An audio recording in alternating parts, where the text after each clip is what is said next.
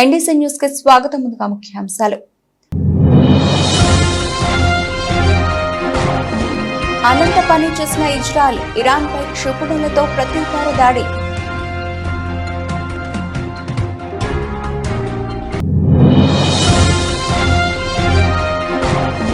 మొదలైన సార్వత్రిక సమరం కొనసాగుతున్న తొలి దశ ఎన్నికల పోలింగ్.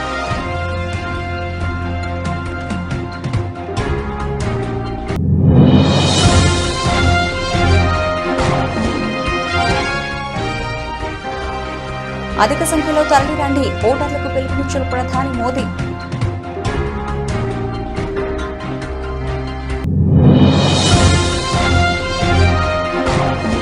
ఓటు దేశ భవిష్యత్తును నిర్ణయిస్తుంది, ప్రతి ఒక్కరూ ఓటు హక్కు వినియోగించుకోవాలన్న కాంగ్రెస్ అగ్రనేత రాహుల్ గాంధీ.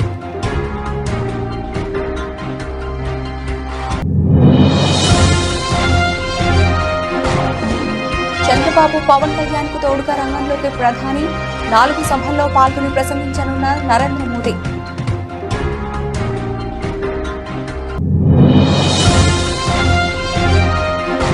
పద్దెనిమిదో రోజుకు చేరుకున్న సీఎం జగన్ బస్సు యాత్ర. కాకినాడ బైపాస్ మీదుగా అచ్చంపేట వద్ద బహిరంగ సభలో పాల్గొననున్న జగన్.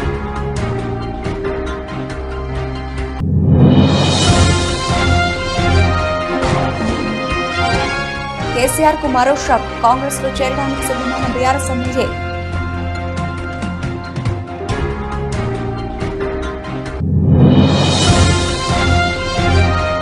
అశుతోష్ శర్మ సంచలన ఇన్నింగ్స్ వృధా, పంజాబ్ పై ముంబై విజయం.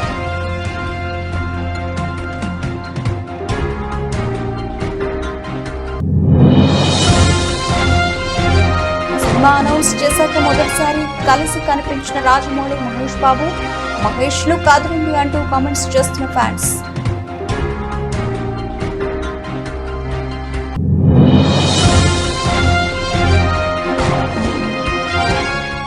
ఇరాక్ ఇజ్రాయెల్ ఉద్రిక్తతల ఎఫెక్ట్, భారీ నష్టాలు మార్కెట్ సూచీలు.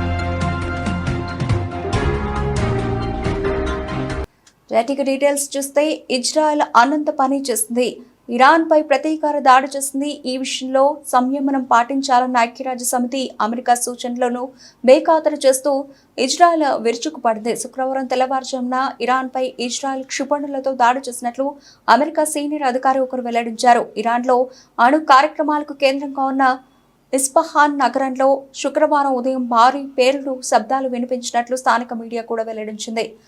ఇస్ఫహాన్లో విమానాశ్రయం, 8వ ఆర్మీ ఎయిర్ ఫోర్స్ బేస్లకు సమీపంలో పేలుడు శబ్దం వినిపించిందని ఇరాన్ వార్తా సంస్థ ఫార్స్ పేర్కొంది. ఇరాన్ వైమానిక రక్షణ దళాలు దాడిని తిప్పికొట్టాయని పేర్కొంది. అయితే మీడియా కథనాలు అక్కడి ప్రభుత్వం అధికారికంగా ధృవీకరించలేదు. కానీ ముందు జాగ్రత్తగా దేశవ్యాప్తంగా గగనతలాన్ని మూసివేసింది. టెహ్రాన్, ఇస్ఫహాన్, షిరాజ్ నగరాల మీదుగా వెళ్లే వాణిజ్య, పౌర విమానాలకు అనుమతులను రద్దు చేసింది. మరికొన్నింటిని ప్రత్యామ్నాయ మార్గాలకు మళ్లించారు. ఆ నగరంలో అతిపెద్ద సైనిక శిబిరంతో పాటుగా పలు అణు కేంద్రాలు ఉన్నాయి. కాగా ఇజ్రాయెల్ దాడులను అడ్డుకోవడానికి పలు ప్రావిన్సుల్లో గగనతల రక్షణ వ్యవస్థలను ఇరాన్ యాక్టివేట్ చేసింది. గత శనివారం ఇజ్రాయెల్పై ఇరాన్ భారీ సంఖ్యలో డ్రోన్లు, క్షిపణులతో దాడి చేసిన విషయం తెలిసిందే. 300కు పైగా డ్రోన్లను ప్రయోగించగా కొన్ని మినహా అన్నింటినీ ఇజ్రాయెల్ విజయవంతంగా కూల్చివేసింది. మిత్రదేశం అమెరికాతో కలిసి అడ్డుకుంది. సిరియాలోని డమాస్కస్లోని తమ కాన్సులేట్ కార్యాలయంపై దాడికి ప్రతీకారంగా ఈ దాడి చేశామని ఇరాన్ ప్రకటించింది. అయితే ఈ దాడికి సరైన సమయంలో సరైన రీతిలో ప్రతీకారం తీర్చుకుంటామని ఇజ్రాయెల్ ప్రకటించిన విషయం తెలిసిందే. లోక్సభ ఎన్నికల తొలి దశ పోలింగ్ ప్రారంభమైంది. ఉదయం 7 గంటలకు ప్రారంభమైన ఓటింగ్ సాయంత్రం 6 గంటల వరకు కొనసాగనుంది. దీంతో ఉదయం నుంచి ఓటర్లు తమ ఓటు హక్కు వినియోగించుకోవడానికి పోలింగ్ కేంద్రాల వద్ద బారులు తీరారు. సార్వత్రిక ఎన్నికలు మొత్తం 7 విడతల్లో జరుగుతున్న విషయం తెలిసిందే. ఈ దశలోనే అత్యధిక స్థానాల్లో పోలింగ్ జరుగుతోంది. తొలి విడతలో 21 రాష్ట్రాలు, కేంద్రపాలిత ప్రాంతాల్లోని 102 లోక్సభ నియోజకవర్గాల్లో పోలింగ్ జరుగుతూ ఉండగా 1625 మంది అభ్యర్థులు బరిలో ఉన్నారు. వీరిలో 1491 మంది పురుషులు ఉండగా 134 మంది మహిళా అభ్యర్థులు, 16.63 కోట్ల మంది ఓటర్లు వీరి భవితవ్యాన్ని తేల్చనున్నారు.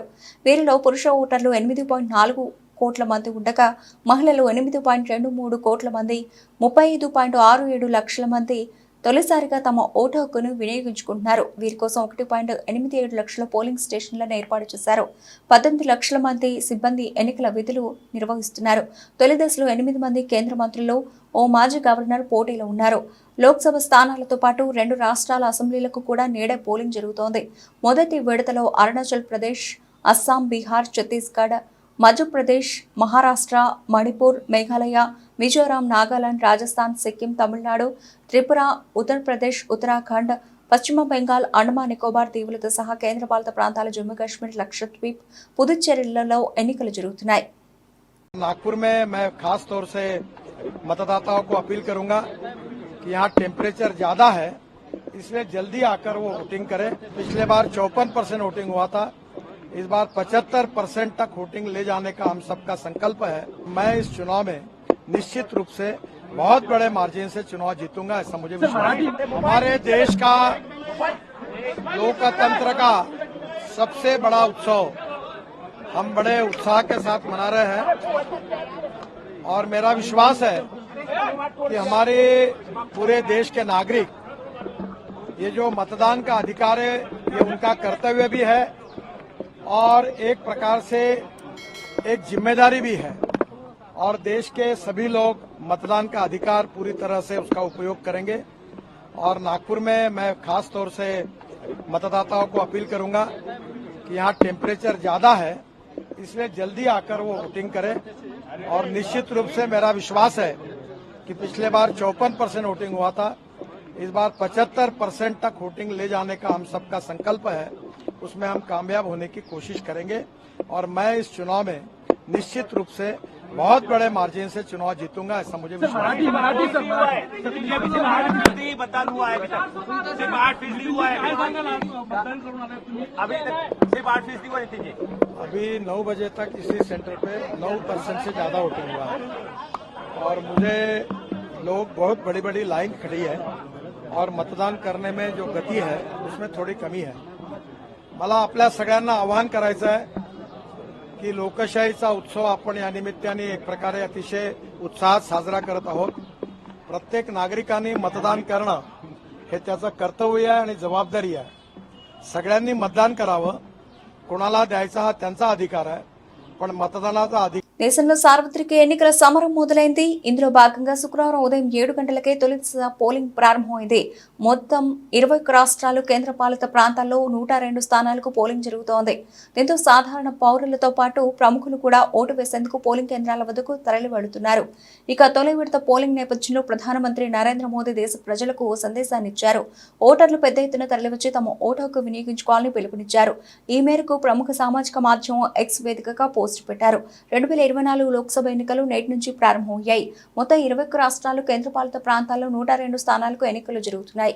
ఆయా నియోజకవర్గాల్లో ఓటు వేసే వారంతా తమ ఓటు హక్కును రికార్డు స్థాయి సంఖ్యలో వినియోగించుకోవాలని నేను కోరుతున్నాను. ముఖ్యంగా యువకులు, తొలిసారి ఓటు వేయనున్న వారు అధిక సంఖ్యలో తరలి రావాలని ప్రత్యేకంగా పిలుపునిస్తున్నాను. ప్రతి ఒక్కరి ఓటు చాలా ముఖ్యమైనదే అంటూ ట్వీట్లో మోదీ రాసుకొచ్చారు. 2024 का लोकसभा चुनाव देश के भविष्य का चुनाव है। इस चुनाव में आपका एक एक वोट भारत के भाग्य को सुनिश्चित करने वाला है। भाजपा गांव गरीब के लिए बड़े विजन और बड़े लक्ष्यों के साथ आगे बढ़ रहा है, लेकिन इंडी गठबंधन के लोगों की सारी शक्ति गांव देहात को पिछड़ा बनाए रखने में लगती है। इस मानसिकता का सबसे बड़ा नुकसान अमरोहा और पश्चिमी यूपी जैसे क्षेत्रों को उठाना पड़ा है। ये इलाका दिल्ली और एनसीआर के इतने करीब है, लेकिन दिल्ली एनसीआर का जो फायदा अमरोहा को मिलना चाहिए था, वो पहले मिला क्या? योगी जी के आने से पहले मिला क्या? दिल्ली में भाजपा सरकार बनने से पहले मिला क्या? इंडी गठबंधन वालों के दौर में यूपी की पहचान पिछड़ेपन के कारण होती थी, लेकिन आज वही यूपी देश में एक्सप्रेस वे वाले प्रदेश के तौर पर हिंदुस्तान जानने लगा।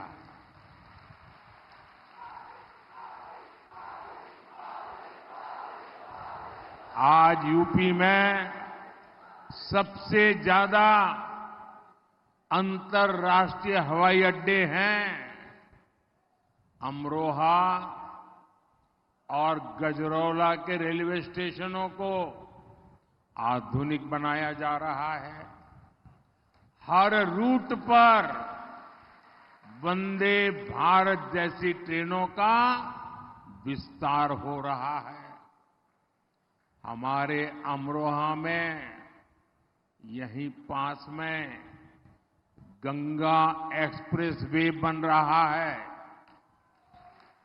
साथियों, कनेक्टिविटी के इन सारे कार्यों का लाभ अमरोहा के उद्योगों और कामगारों को हो रहा है।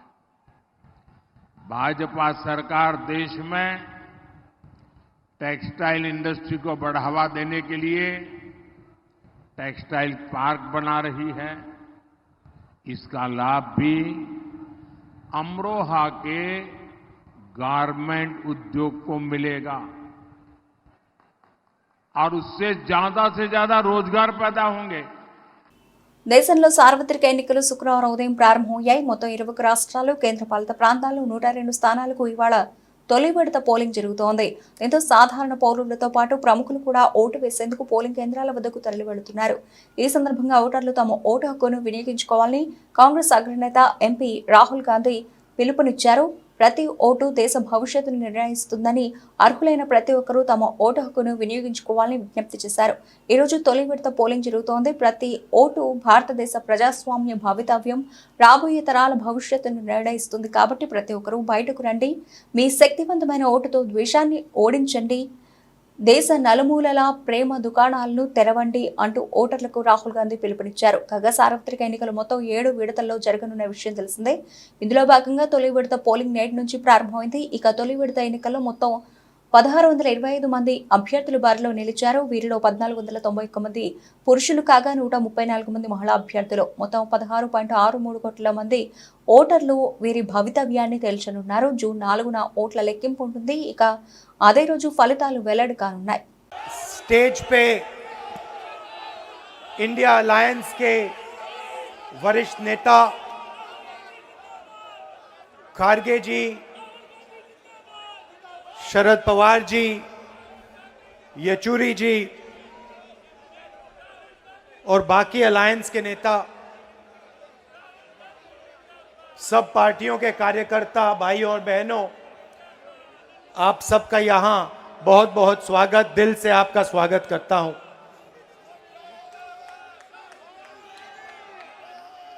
कुछ दिन पहले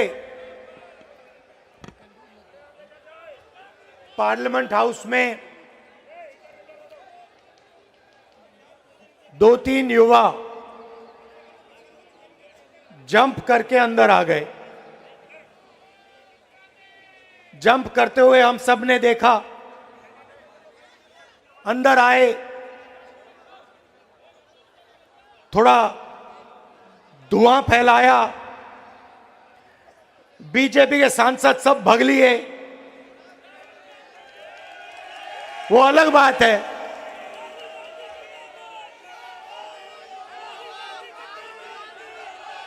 वो अलग बात है।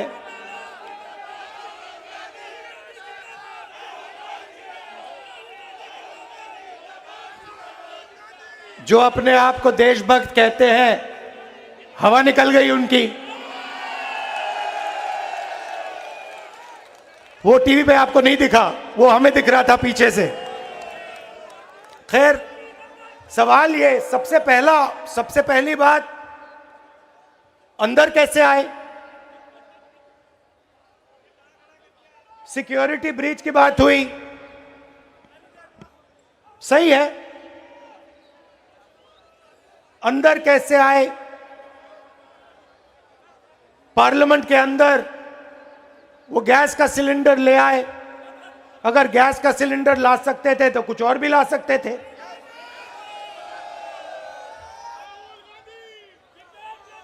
दूसरा सवाल, सिक्योरिटी ब्रीच का सवाल तो है, मगर दूसरा सवाल भी है, उन्होंने ये प्रोटेस्ट क्यों करी? उसका कारण क्या था? बेरोजगारी। देश में भयंकर बेरोजगारी। इस देश का युवा आज रोजगार नहीं पा सकता है। मैंने किसी से कहा, जो सर्वे करते हैं, मैंने किसी से कहा एक काम करो,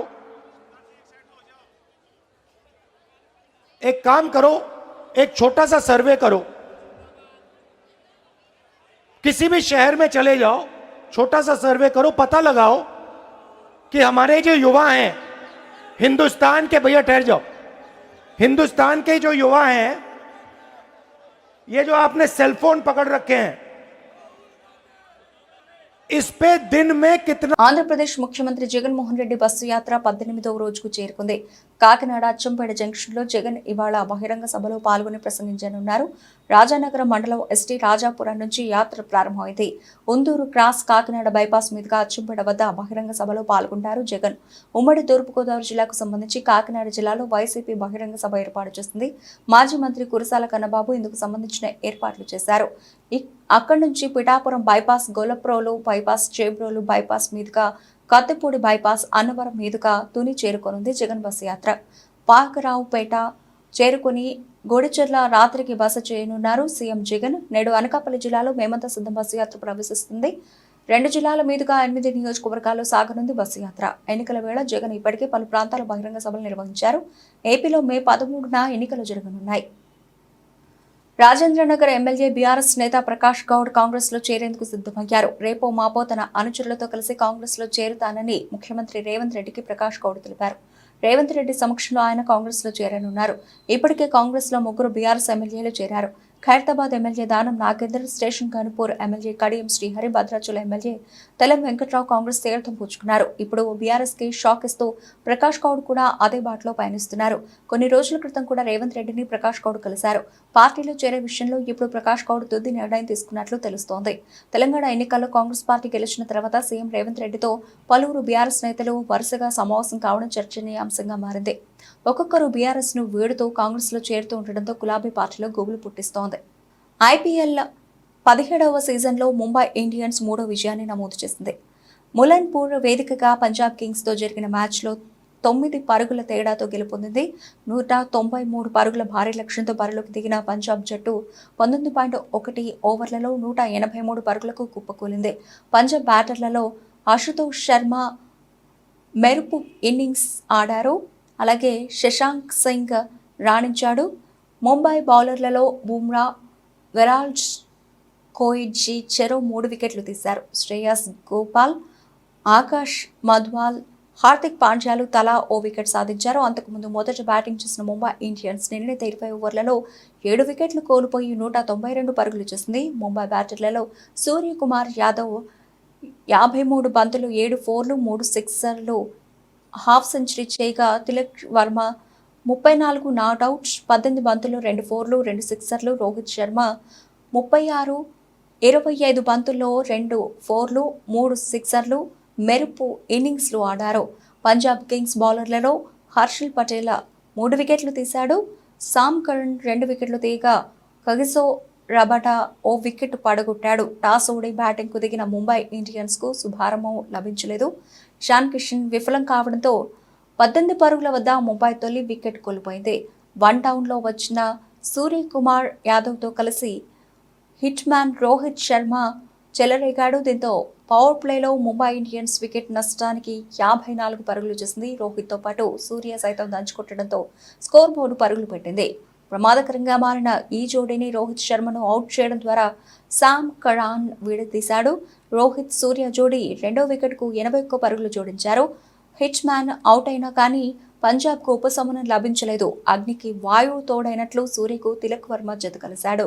సూర్య 34 బంతుల్లో హాఫ్ సెంచరీ పూర్తి చేసుకున్నాడు. సెంచరీ దిశగా సాగుతున్న సూర్య ఇన్నింగ్స్కు సామ్ కరాన్ బ్రేక్ వేశాడు. మహేష్ బాబు రాజమౌళి కాంబినేషన్లో సినిమా అనౌన్స్ చేసిన సంగతి తెలిసిందే. ఆర్ఆర్ఆర్ సినిమా తర్వాత రాజమౌళి మహేష్తో చేయబోతున్నట్టు తెలిపి SSMB 29 సినిమాని ప్రకటించారు. వీరిద్దరి కాంబోలో మొదటిసారి సినిమాని ప్రకటించడంతో ఈ సినిమాపై భారీ అంచనాలు నెలకొన్నాయి. ఇక SSMB 29 సినిమా గురించి రోజుకొక వార్త వినిపిస్తూనే ఉంది. ఆల్రెడీ స్క్రిప్ట్ వర్క్ పూర్తయిందని, ప్రీ ప్రొడక్షన్ జరుగుతోందని, మ్యూజిక్ వర్క్స్ కూడా మొదలయ్యాయని, మహేష్ బాబు స్పెషల్ ట్రైనింగ్స్ తీసుకుంటున్నాడని పలువురు చెప్తూ వచ్చారు. కానీ ఇప్పటిదాకా అధికారికంగా మహేష్ నుంచి కానీ రాజమౌళి నుంచి కానీ ఇలాంటి అధికారిక ప్రకటన రాలేదు. సినిమా ప్రకటించినప్పుడు తప్ప అసలు వీళ్ళిద్దరూ కలిసి మళ్ళీ కనిపించలేదు కూడా. కనీసం సినిమా ఈవెంట్స్లో కూడా ఎక్కడ వీళ్ళిద్దరూ కలిసి కనిపించలేదు కూడా. సినిమా అనౌన్స్ చేశాక తాజాగా మొదటిసారి రాజమౌళి మహేష్ బాబు కలిసి కనిపించారు. ఇటీవల మహేష్ ఫ్యామిలీతో కలిసి యూరప్ ట్రిప్కి వెళ్లిన సంగతి తెలిసిందే. అక్కడి నుండి మహేష్ దుబాయ్ వెళ్లాడు. రాజమౌళి కూడా దుబాయ్ వెళ్లాడు. దుబాయ్లో SSMB 29 సినిమా గురించి డిస్కషన్స్ జరిగినట్టు, ఆ సినిమా పని మీదే వెళ్ళినట్టు సమాచారం. నేడు ఉదయం రాజమౌళి మహేష్ ఇద్దరు కలిసి దుబాయ్ నుంచి వచ్చారు. హైదరాబాద్ ఎయిర్పోర్ట్లో ఇద్దరు కలిసి వస్తున్న విజువల్స్ వైరల్గా మారాయి. ఇరాన్ ఇజ్రాయెల్ ఉద్రిక్తతల నేపథ్యంలో దేశీయ స్టాక్ మార్కెట్ సూచీలు శుక్రవారం భారీ నష్టాలతో ప్రారంభమయ్యాయి. ఉదయం 9:32 సమయంలో సెన్సెక్స్ 534 పాయింట్లు నష్టపోయి 71,954 వద్ద ట్రేడ్ అవుతోంది. నిఫ్టీ 145 పాయింట్లు కుంగి 21,850 దగ్గర కొనసాగుతోంది. డాలర్తో పోలిస్తే రూపాయి మార్గం విలువ రికార్డు కనిష్టమైన 83.55 రూపాయల వద్ద ప్రారంభమైంది. సెన్సెక్స్ 30 సూచీలో ఐటీసీ, సన్ఫార్మా షేర్లు మాత్రమే లాభాల్లో ఉన్నాయి. ఇన్ఫోసిస్, ఎల్ఐఎన్జీ, Axis Bank, NTPC, Nestle India, Power Grid, HCL Tech, Tata Motors, Wipro, SBI, IndusInd Bank, UltraTech Cement షేర్లు అత్యధికంగా నష్టపోతున్న జాబితాలో ఉన్నాయి. అమెరికా మార్కెట్లు గురువారం మిశ్రమంగా ముగిశాయి. నేడు ఆసియా ప్రధాన సూచీలు నష్టాలు కొనసాగుతున్నాయి. ఇరాన్పై ఇజ్రాయెల్ ప్రతీకార దాడులకు దిగిందన్న వార్తలు ప్రపంచ మార్కెట్ల సెంటిమెంట్ను దెబ్బతీసింది. అంతర్జాతీయ మార్కెట్లో బ్యారెల్ బ్రెంట్ చమురు ధర $89 వద్ద ట్రేడ్ అవుతోంది. విదేశీ సంస్థాగత మదుపరులు గురువారం నికరంగా 4,260.33 కోట్ల రూపాయలు విలువ చేసే షేర్లను విక్రయించారు. దేశీయ సంస్థాగత మదుపరులు 2,285.52 కోట్ల రూపాయల స్టాక్స్ను కొనుగోలు చేశారు.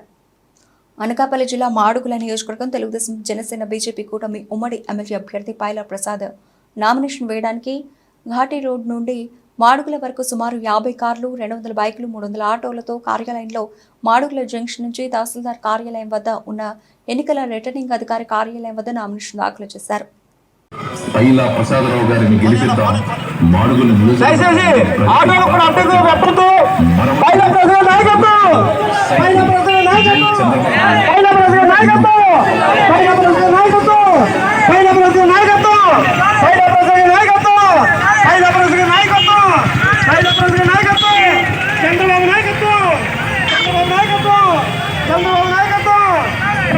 ఏపీలో టీడీపీ, జనసేన, బీజేపీ కూటమి దూకుడు పెంచుతోంది. కూటమి ఎన్నికల ప్రచారంలో మరింత వేగం పెంచింది. ఇప్పటికే 6 నియోజకవర్గాల్లో ప్రజాగళం, వారాహి విజయోత్సవ సభలు నిర్వహించిన చంద్రబాబు, పవన్ కళ్యాణ్లకు తోడుగా ప్రధాని నరేంద్ర మోదీ ప్రచారం చేయనున్నారు. గత నెల చిలకలూరుపేట సభకు హాజరైన ప్రధాని మోదీ మరోసారి ఎన్డీఏ కూటమి తరఫున 4 బహిరంగ సభల్లో పాల్గొననున్నారు.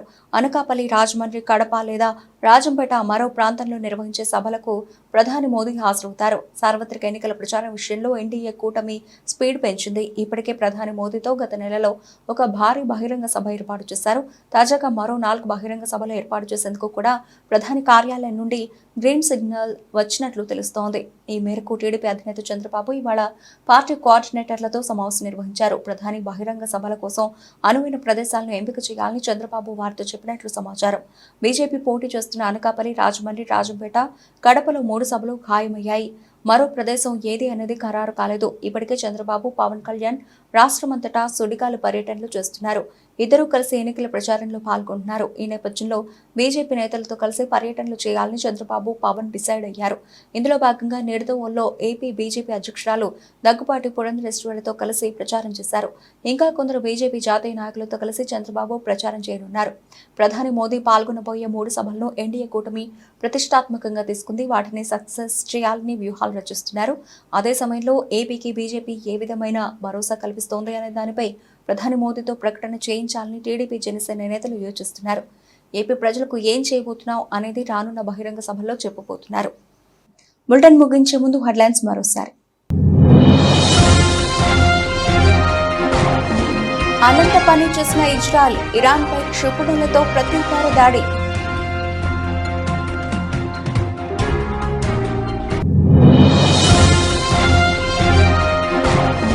మొదలైన సార్వత్రిక సమరం కొనసాగుతున్న తొలి దశ ఎన్నికల పోలింగ్.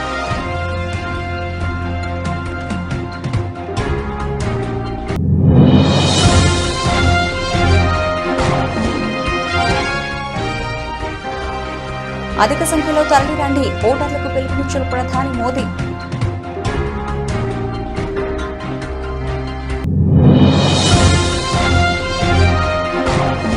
ఓటు దేశ భవిష్యత్తును నిర్ణయిస్తుంది. ప్రతి ఒక్కరూ ఓటు హక్కు వినియోగించుకోవాలన్న కాంగ్రెస్ అగ్రనేత రాహుల్ గాంధీ.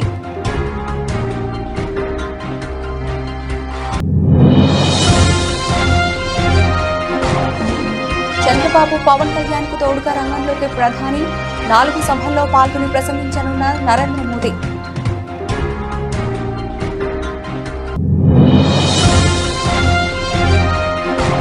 పద్దెనిమిదో రోజుకు చేరుకున్న సీఎం జగన్ బస్సు యాత్ర. కాకినాడ బైపాస్ మీదుగా అచ్చంపేట వద్ద బహిరంగ సభలో పాల్గొననున్న జగన్.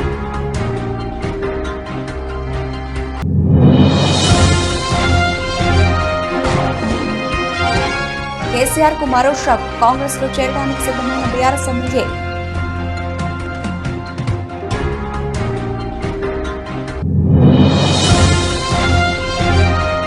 అశుతోష్ శర్మ సంచలన ఇన్నింగ్స్ వృధా. పంజాబ్ పై ముంబై విజయం.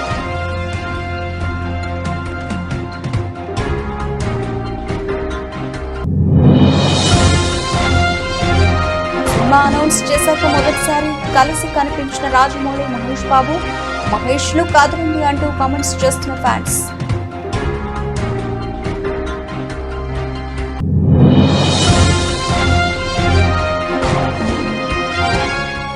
ఇరాక్, ఇజ్రాయెల్ ఉద్రిక్తతల ఎఫెక్ట్, భారీ నష్టాలు మార్కెట్ సూచీలు.